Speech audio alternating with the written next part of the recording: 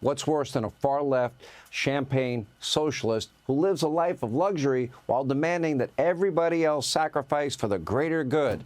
Well, the answer to that question is, well, two champagne socialists. Take a look.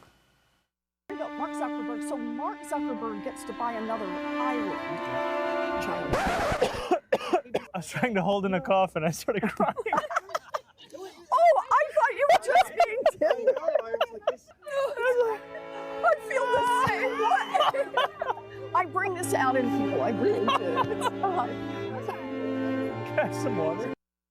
Just what New York City needs, a crybaby Marxist Mamdani as their mayor, who, by the way, is from a very wealthy family, makes six figures. His wife is also well off, and the pair just enjoyed multiple lavish weddings in different countries, and he has been living in a rent-stabilized apartment in New York City for years now.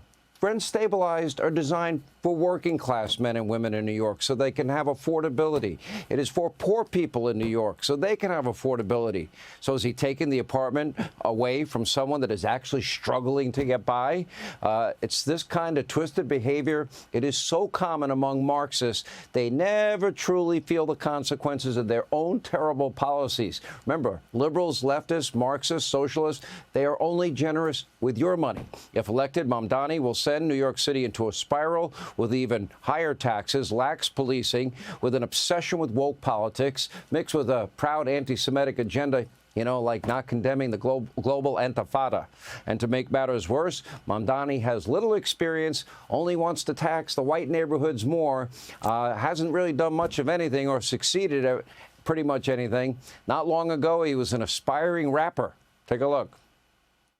Go ahead, make a rap for your nanny. It's a rap. Get the guap, spin the rack on your nanny. Spin the rack. Come through, give a dab to your nanny. If you really feeling good, spin a track for your nanny. Go ahead, make a rap for your nanny. It's a rap. Get the guap, spin the rack on your nanny. Spin the rack. Come through, give a dab to your nanny. If you really feeling good, spin a track for your nanny.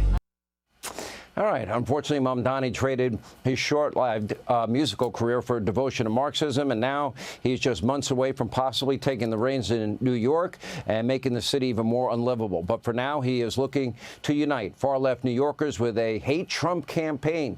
Trump's not in the race. Here with reaction, New York Congresswoman and chair of the House Republican Caucus, Elise Stefanik. Okay. Rent-stabilized apartment for that guy? Really? Wow. A true Marxist and communist he is, Sean. Rules for thee, but not for me. He's going to raise taxes, defund the police. This is a raging anti-Semite communist who is the leading Democrat candidate as we head to the general election. And this is really the state of today's Democrat Party. You have Zoran Mamdani, who is an avowed communist. You have Andrew Cuomo, a disgraced former governor who was run out of office. And you have Eric Adams, who has a cloud of chaos and catastrophe and corruption hanging over him. This is today's Democrat Party. It has decayed, and we've watched the city of New York and the state of New York decay under single-party Democrat rule. So while Mamdani goes out there and talks about affordability issues and the importance of defunding the police, which he has said multiple times, at the same time, he's living in this rent-stabilized apartment, which he does not deserve to have. That's for working-class people. And he has police around him. So New Yorkers are smart. They will see through this. We have one opportunity to save our state, and that's to defeat Mamdani, but also fire Kathy Hochul next year to get rid of single-party Democrat rule in New York. Okay, so who are you going to beat him with? I mean, maybe if they split the Democratic vote enough ways, because you got really 4 Democratic candidates against Curtis Sliwa, the only Republican, that might create a path for him. But short of that, what Democrat's going to be much different? Well, that's the fact, Sean, is it really epitomizes the state of the Democrat Party nationally. I'm supporting Curtis Sliwa. I've been proud to endorse him. As Curtis Sliwa said, every single one of those Democrats or previous Democrats have been on record for defunding the police, have been on record to raise taxes. It's Republicans who have put forth a vision to lower taxes and increase our support for law enforcement to get rid of this crime crisis.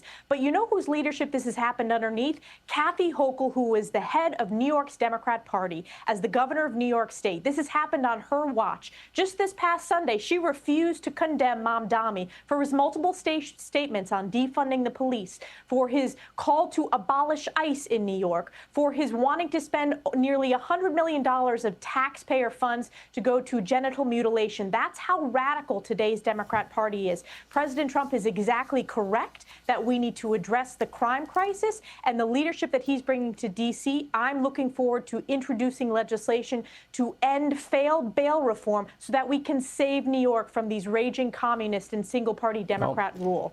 How many tens of billions of dollars is New York in the hole, in part because they chase people like me away? Are you going to run for governor?